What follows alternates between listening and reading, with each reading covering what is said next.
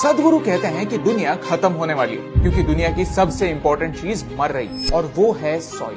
क्या बकवास है, सॉइल कैसे मर सकती है? सॉइल जिंदा थोड़ी है। बेशक सॉइल जिंदा होती है क्योंकि बस एक मुट्ठी सॉइल में 8 से 10 बिलियन जीव होते हैं। ये एक फैक्ट है। यानी पूरी दुनिया के ह्यूमन पॉपुलेशन से ज्यादा जीवन सिर्फ एक मुट्ठी सॉइल में, और इसी जीवन की वजह से हम गेहूं, चावल, फल, सब्जी सब उगाते हैं। और यही जीवन, यही माइक्रो ऑर्गेनिजम्स अब खत्म हो रहे हैं। लेकिन क्यों? यही जानने के लिए हमने सदगुरु से बात की। उनसे पूछा कि सेव सॉइल से हमें क्या फर्क पड़ता है। Every responsible scientist is pointing out the UN agencies have clearly stated we have only 60 to 80 harvests left in the planet. That means somewhere between 45 to 50 or 55 years.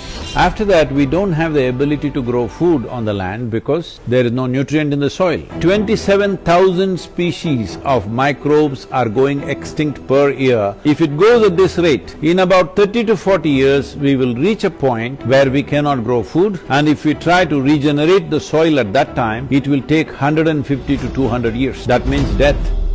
Soil एक non renewable natural resource है। Did you know, सिर्फ 1 centimetre top soil बनने के लिए 1000 साल तक लग सकते हैं और उसे खोने के लिए सिर्फ 1 घंटा ही काफी है। जोरों की बारिश जहां मिट्टी को पकड़े रखने के लिए पेड़ ना हो, सॉइल डिस्ट्रॉय कर देती है। पोल्यूशन, इंडस्ट्रियलाइजेशन, केमिकल्स, रीजन एक नहीं कई सारे हैं। हम खुद चाह कर भी सॉइल नहीं बना सकते। ये प्रोसेस नेचुरल है और इसमें टाइम लगता है। लेकिन पिछले कुछ सालों में हम सॉइल को जिस स्पीड से डिस्ट्रॉय कर रहे हैं, उस स्पीड से we don't have much time left. Because of industrial level of agriculture, where there is no organic input into the soil, the plant cannot get the nutrients that it wants without the help of the microbes, because those microbes are the basis of life on this planet. Soil is not dead material where you can throw some nitrogen, phosphorus, something and make it happen. It's a living entity.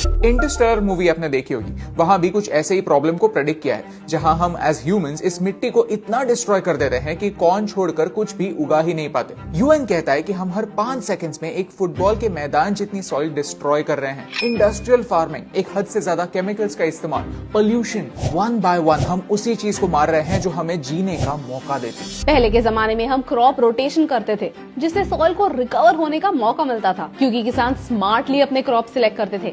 ऐसी crops की जोड़ी बनाते थे जो same nutrients use ना करते हो, so that the soil doesn't get depleted at the same time, ताकि सॉइल को भी एक ब्रेक मिले, न्यूट्रिएंट्स रिप्लेनिश होने का मौका मिले। लेकिन अब मोनोक्रॉपिंग होती है और प्रॉफिट्स बढ़ाने के लिए सॉइल की बलि चढ़ती है। 2050 तक दुनिया का पॉपुलेशन 9 बिलियन तक पहुंचने वाला है। हमें आज से 1.5 गुना ज्यादा खाना लगने वाला है, लेकिन हमारे सॉइल की फर्टिलिटी कम हो रही। आने वाले बस 25 सालों में दुनिया में 30% कम खाना होने वाला है, यानी हर 10 में से 3 लोगों को भूखा सोना पड़ेगा, और इसीलिए हमें सॉइल को बचाने की जरूरत है। But today if we attempt this now if we take the necessary action by enshrining soil regeneration and ecological regeneration as a part of our national policies across the world, in 10 to 15 or maximum 20 years time, we can make a significant turnaround. Soil दुनिया का सबसे बड़ा recycling plant है जो दुनिया के organic waste को black gold में बदलता है, उससे खाद बनाता है। सॉइल दुनिया का सबसे बड़ा कार्बन रिजर्व है,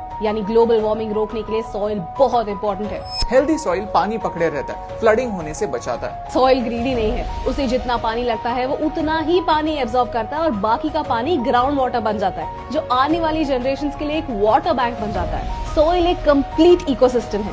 So I am 65 years of age and now I am riding 30,000 kilometers from London to Kaveri Basin. You know, 30,000 kilometers is not a joyride, but I am doing this because I want people to understand it's that urgent. लेकिन उससे क्या फर्क पड़ता है? इस सफर में सदगुरु दुनिया के उन तमाम इम्पोर्टेंट लीडर से मिलेंगे और उन्हें सॉइल का इम्पोर्टेंस समझाएंगे ताकि पॉलिसी लेवल पर चेंजेस आ सकें। People are saying, oh, why should you do this? I'm saying, why would you not do it? I'm asking. तो सदगुरु आपसे क्या चाहता है कि आप सॉइल के बारे में बात करें। #SaveSoil के साथ सॉइल के बारे में एक फैक्ट शेयर करें। From March 21st for 100 days, everybody should talk about soil for 100 days. If you do that, we will aggregate these numbers in the social media platforms and come to a place where if 3 to 4 billion people have spoken about soil, no government is going to ignore it, because in a democratic nation, the only currency that flies is numbers.